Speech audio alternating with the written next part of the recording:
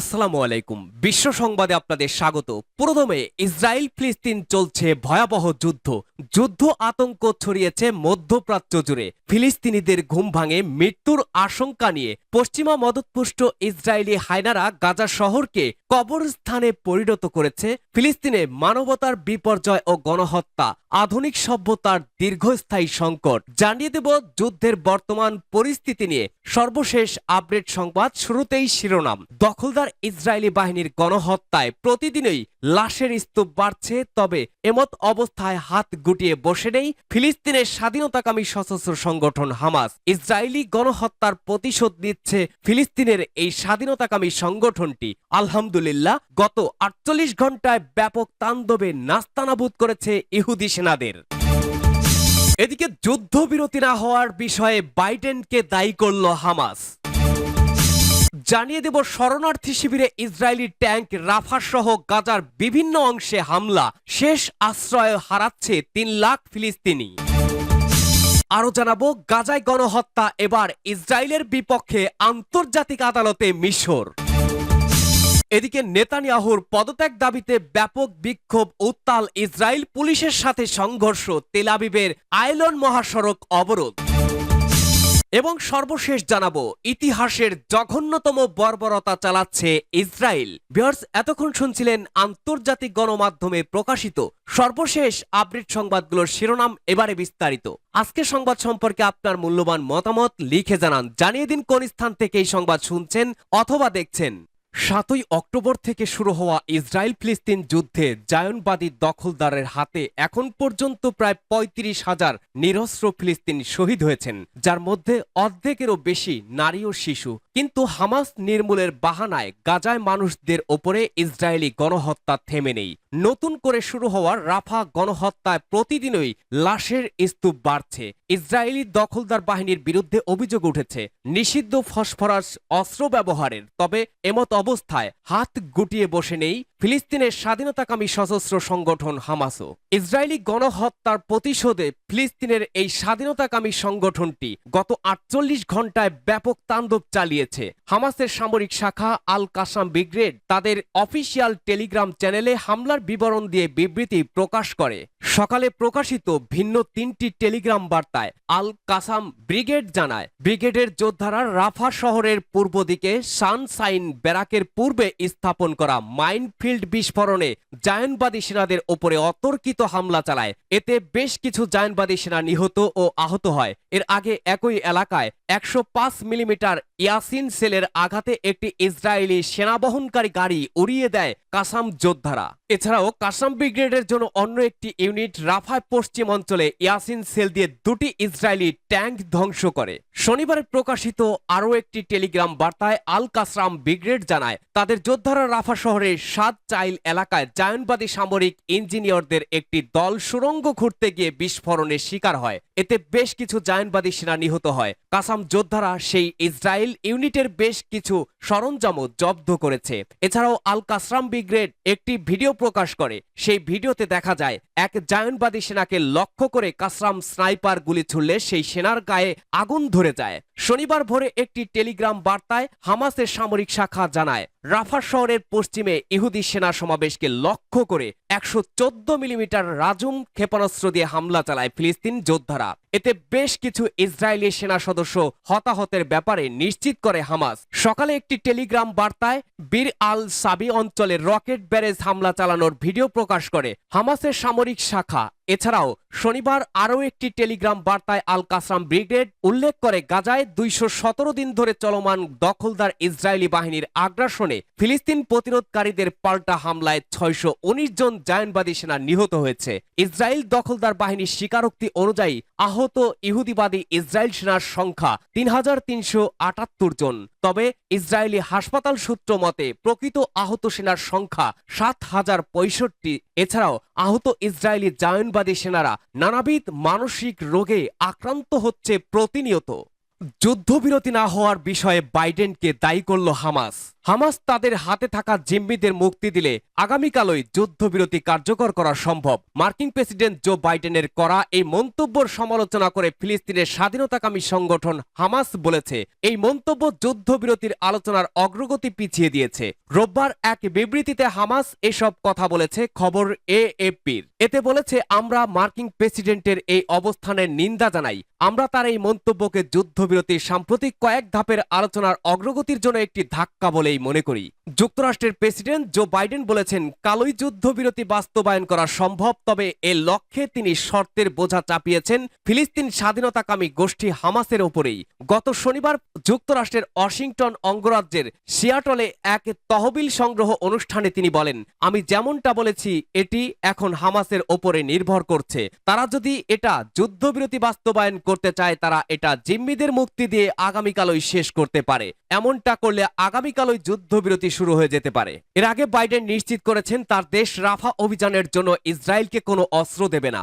মিশর, কাতার ও যুক্তরাষ্ট্রের মধ্যস্থতায় যুদ্ধবিরতি এবং জিম্মি বিনিময় চুক্তির ব্যাপারে হামাস ও ইসরায়েলের মধ্যে চলমান আলোচনা দক্ষিণ গাজার রাফাহে ইসরায়েলি সামরিক বাহিনীর অভিযানের মধ্যে স্থবির হয়ে পড়েছে বলে মনে হচ্ছে। হামাস বলছে, ইসরায়েলের প্রধানমন্ত্রী বেজন্মার রাফাহে হামলা চালিয়ে আলোচনার অগ্রগতিকে উল্টিয়ে দিতে জোর প্রচেষ্টা চালাচ্ছেন। হামাসের অভিযোগ, ইসরায়েলি প্রধানমন্ত্রী বেজন্মা নেতানিয়াহুই যুদ্ধবিরতি আলোচনার ক্ষেত্রে বাধা দিচ্ছেন।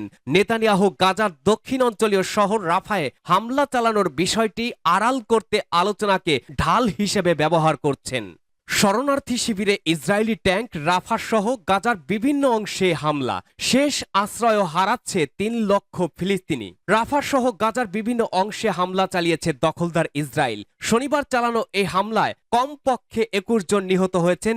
এএফপির সাংবাদিক, চিকিৎসক ও প্রত্যক্ষদর্শীরা উপকূলীয় অঞ্চলটি জুড়ে ইসরায়েলি হামলার কথা জানিয়েছেন। ইসরায়েল নতুন করে হামলা শুরু করার পর দক্ষিণ এবং উত্তর গাজার প্রায় ৩ লক্ষ ফিলিস্তিন আবারও পালিয়ে যেতে বাধ্য হচ্ছেন বলে জানিয়েছে জাতিসংঘ। কিন্তু যুদ্ধে বিধ্বস্ত কোনো জায়গায় নিরাপদ আশ্রয় কোথায় পাওয়া যাবে তা নিয়ে অনেকেই অনিশ্চিত। ইসরায়েলের বর্ধিত উচ্ছেদ আদেশ গাজার দক্ষিণতম প্রান্তে অবস্থিত রাফা শহরে প্রযোজ্য, যেখানে গত ৭ মাসে ইসরায়েলি বোমা হামলা থেকে পালিয়ে যাওয়ার পর ১০ লাখেরও বেশি গাজাবাসী জড়ো হয়েছে। তাদের আশঙ্কা আরও গভীর হয়েছে যে ইসরায়েলি সামরিক বাহিনী রাফা আক্রমণের সাথে অগ্রসর হতে চলেছে, যা ইসরায়েলি নেতারা দীর্ঘদিন ধরে প্রতিশ্রুতি দিয়েছিল। এমন একটি সম্ভাবনা যা আন্তর্জাতিক সাহায্য গোষ্ঠী এবং অনেক দেশ নিন্দা করেছে। ফিলিস্তিনিদের সহায়তাকারী জাতিসংঘের সংস্থা ইউএনআরডব্লিউ এর মতে গত ৬ দিনে প্রায় ১.৫ লাখ মানুষ ইতিমধ্যে রাফা থেকে পালিয়ে গেছে। এটি একটি কঠিন পরিস্থিতি। বাস্তুচ্যুত মানুষের সংখ্যা খুব বেশি এবং তাদের কেউই জানে না কোথায় যেতে হবে, তবে তারা চলে যায় এবং যতটা সম্ভব দূরে যাওয়ার চেষ্টা করে, বলেছেন ৩১ বছর বয়সী মোহাম্মদ আল মাসরি, যিনি রাফাতে একটি তাঁবুতে তার পরিবারের সাথে আশ্রয় নিয়েছেন। ভয়, বিভ্রান্তি, নিপীড়ন, উদ্বেগ মানুষকে কুরে কুরে খাচ্ছে।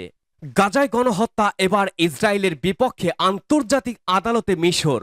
গাজায় গণহত্যার প্রেক্ষিতে ইসরায়েলের বিরুদ্ধে আন্তর্জাতিক বিচার আদালতে দায়ের করা দক্ষিণ আফ্রিকার মামলায় এবার যোগ দেওয়ার ঘোষণা দিয়েছে মিশর।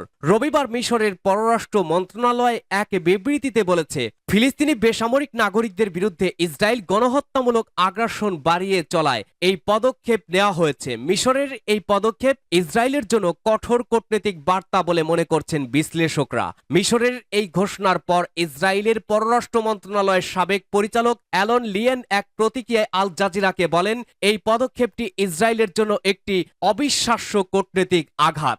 নেতানিয়াহুর পদত্যাগ দাবিতে ব্যাপক বিক্ষোভ, পুলিশের সাথে সংঘর্ষ, তেল আবিবের আইলন মহাসড়ক অবরোধ। শনিবার রাতে তেল আবিবের আইলন মহাসড়ক অবরোধ করা ইসরায়েলি পুলিশ ৩ বিক্ষোভকারীকে আটক করেছে। জিম্মি প্রিয়জনের ছবি নিয়ে তেল আবিবের বিক্ষোভে যোগ দেয় তাদের পরিবারের সদস্যরা। তাদের সঙ্গে যোগ দিয়েছে নেতানিয়াহুর সরকার এবং গাজা যুদ্ধের বিরোধিতাকারী একটি গোষ্ঠী।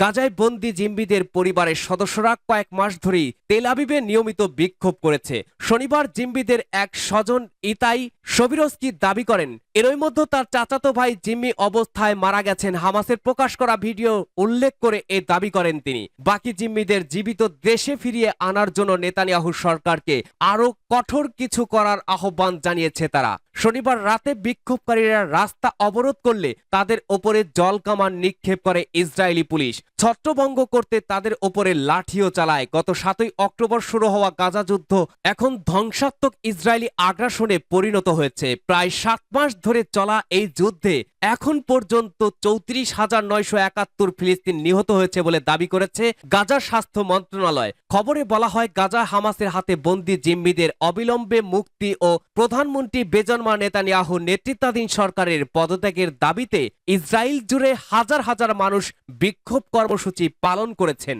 এ সময় ইসরায়েলের প্রতিরক্ষা মন্ত্রণালয়ের প্রধান কার্যালয়ের সামনে ও অন্যান্য কয়েকটি শহরে পুলিশের সাথে সরকার বিরোধী বিক্ষোভকারীদের সংঘর্ষের ঘটনা ঘটেছে। ফরাসি বার্তা সংস্থা এএফপির প্রতিবেদনে বলা হয়েছে, গাজায় আটক সব জিম্মিদের মুক্তির দাবিতে শনিবার ইসরায়েলের কয়েকটি শহরের রাস্তায় নেমে বিক্ষোভ করেছেন হাজার হাজার ইসরায়েলি। তারা ইসরায়েলের প্রধানমন্ত্রী বেঞ্জামিন নেতানিয়াহুর পদত্যাগ এবং আগাম নির্বাচনের দাবি জানিয়েছেন।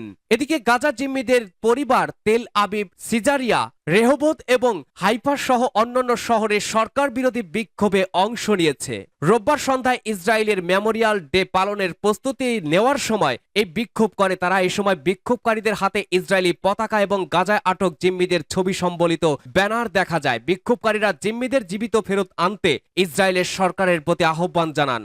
ইতিহাসের জঘন্যতম বর্বরতা চালাচ্ছে ইসরায়েল। ইসরায়েলে অব্যাহত হামলা আর দমনপীড়ন চলছেই। হামাস ইসরায়েলের মাঝে যুদ্ধবিরতির বিষয়টি অতি কাঙ্ক্ষিত ও জরুরি এমনই মনে করেন বিশ্বের কোটি কোটি শান্তিপ্রিয় মানবতা। দখলদার ইসরায়েল এর ইচ্ছা বিশ্ব মানচিত্র হতে ফিলিস্তিন নামক জনগোষ্ঠীকে নিশ্চিহ্নকরণ, আর এই কারণে দখলদার দেশটি যুদ্ধবিরতির ধার ধারতে চাইছে না। বিশ্ববাসী গভীর আগ্রহ নিয়ে অপেক্ষার প্রহর গুনছিল যে ইসরায়েল ও হামাস যুদ্ধবিরতি হবে, নিরীহ নিরস্ত্র ফিলিস্তিনিরা গণহত্যার কবল থেকে রক্ষা পাবে। কিন্তু যুদ্ধবিরতি সব ধরনের প্রচেষ্টাকে জলাঞ্জলি দিয়ে ইসরায়েল গাজা উপত্যকার সর্বোচ্চ ইতিহাসের নজিরবিহীন গণহত্যা চালিয়ে যাচ্ছে।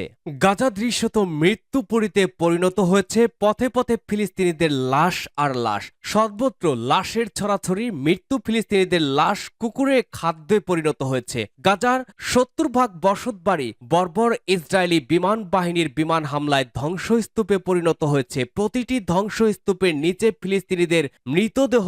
দখলদার বর্বর বাহিনীর সদস্যরা নিরীহ ফিলিস্তিনিদেরকে হত্যা করে লাশ মাটি চাপা দিয়েছে। ইতিমধ্যে 4-5টি গণকবরের অস্তিত্ব মিলেছে গাজা উপত্যকায়। অন্তত সহস্রাধিক ফিলিস্তিনের মৃতদেহ গণকবরগুলোতে স্থান পেয়েছে। রাফা শহর জ্বলছে। বিশ্ব নেতৃত্বের বিধিনিষেধ আপত্তিকে বৃদ্ধাঙ্গুলি প্রদর্শন করে দখলদার ইসরায়েল রাফায় নিরবিচ্ছিন্নভাবে বিমান হামলা পরিচালনা করছে এবং বিমান হামলায় ইতিমধ্যে বহু সংখ্যক ফিলিস্তিনের মৃত্যু ঘটেছে। গাজার বিভিন্ন এলাকায় বিমান হামলা আর স্থল অভিযানের মৃত্যুর যন্ত্রণা হতে রক্ষা পেতে ফিলিস্তিনিরা রাফা শহরে আশ্রয় গ্রহণ করে। বর্তমান সময় রাফা শহরের অভ্যন্তরে আশ্রয় শিবিরগুলো সহ 11 লক্ষ ফিলিস্তিনি অবস্থান করছে। দখলদার বাহিনী রাফায় অত্যাধুনিক ট্যাঙ্ক বহর নিয়ে রাফা শহরে অভিযান পরিচালনা করছে। রাফা শহর মিশর সীমান্ত সংলগ্ন শহর। রাফায় হামলা মিশরের জন্য মাথা ব্যথার কারণ, আর এজন্য মিশরের পক্ষ হতে বারবার ইসরায়েলকে সতর্ক করে দেওয়ার পরেও মধ্যপ্রাচ্যের কসাই নামে পরিচিত দেশটির রাফা শহরের গণহত্যা পরিচালনা করছে। হামাসের পক্ষ থেকে বারবার বলা হচ্ছে কোনো অবস্থাতেই ইসরায়েলকে ছাড় দেওয়া হবে না। রাফা শহরের আদিবাসীদেরকে রক্ষা করতে হামাস যোদ্ধারা রাফার বিভিন্ন এলাকাতে সশস্ত্র অবস্থান নিয়ে দখলদার ইসরায়েলি সেনাদের প্রতিহত করছে। দলে দলে ফিলিস্তিনিরা ঘোড়ার গাড়ি, গাধার গাড়ি পায়ে হেঁটে অজানা উদ্দেশ্যে ছুটছে তো ছুটছেই। শহরটির ঘরে ঘরে ছড়িয়ে পড়েছে ক্ষুধা। দখলদার ইসরায়েলি বাহিনীর বিমান হামলা যেমন নিহত হচ্ছে, অন্যদিকে অভূত থেকে অভুক্ত থেকে মৃত্যুবরণ করছে ফিলিস্তিনিরা। মার্কিন যুক্তরাষ্ট্র বরাবরই রাফা অভিযানের বিপক্ষে অবস্থান নিলেও ইসরায়েল প্রধানমন্ত্রী বেঞ্জামিন নেতানিয়াহু মার্কিন যুক্তরাষ্ট্রের ইচ্ছার বিরুদ্ধে অবস্থান নিয়ে রাফায় অভিযান শুরু করেছে। এ ঘটনায় মার্কিন যুক্তরাষ্ট্রের মাঝে ইসরায়েলের সম্পর্কে টানাপোড়েন শুরু হয়েছে, যার প্রভাব ইতিমধ্যে গাজা যুদ্ধেই পড়েছে। দখলদার ইসরায়েলকে বোমার চালান বন্ধ করে দিয়েছে। মার্কিন যুক্তরাষ্ট্রের মিডিয়া ওয়াশিংটন পোস্ট স্পষ্ট জানিয়েছে, চলতি সপ্তাহে ও মার্কিন যুক্তরাষ্ট্র ইসরায়েলে সরবরাহ করার জন্য প্রস্তুত একটি অস্ত্রের চালান ও আটকে দিয়েছিল। এদিকে মার্কিন যুক্তরাষ্ট্র ইসরায়েল বিরোধী ছাত্র বিক্ষোভ থামছেই না। দেশটির পুলিশ সহ গোয়েন্দা সংস্থাগুলো দমনপীড়ন ও গ্রেপ্তার অভিযান পরিচালনা করে ও দমন করতে পারছে না, বরঞ্চ দিনে দিনে বিক্ষোভের গতি সঞ্চারিত হচ্ছে। গাজায় খাদ্য সরবরাহ ব্যাপকভাবে বিঘ্নিত ঘটছে। তুরস্ক হতে একটি খাদ্যবাহী জাহাজে ইতিমধ্যে গাজার পথে রওনা দিয়েছে। গাজার উত্তর পশ্চিম ও দক্ষিণে এবং রাফা শহরের দখলদার বাহিনী ও হামাস যোদ্ধাদের পরস্পরের ওপরে হামলা ও পাল্টা হামলার বিষয়ে উভয় পক্ষ প্রতিপক্ষের হতাহতের বিষয়ে বর্ণনা করছে। গাজার চিকিৎসা ব্যবস্থা পুরোপুরি ভেঙে পড়েছে, আর এ কারণে ফিলিস্তিনিদের মৃত্যুর সংখ্যা বেড়েই চলেছে। হিজবুল্লাহ ও হুতি বিদ্রোহীদের ইসরায়েলমুখী হামলার ধারাবাহিকতা থেমে নেই।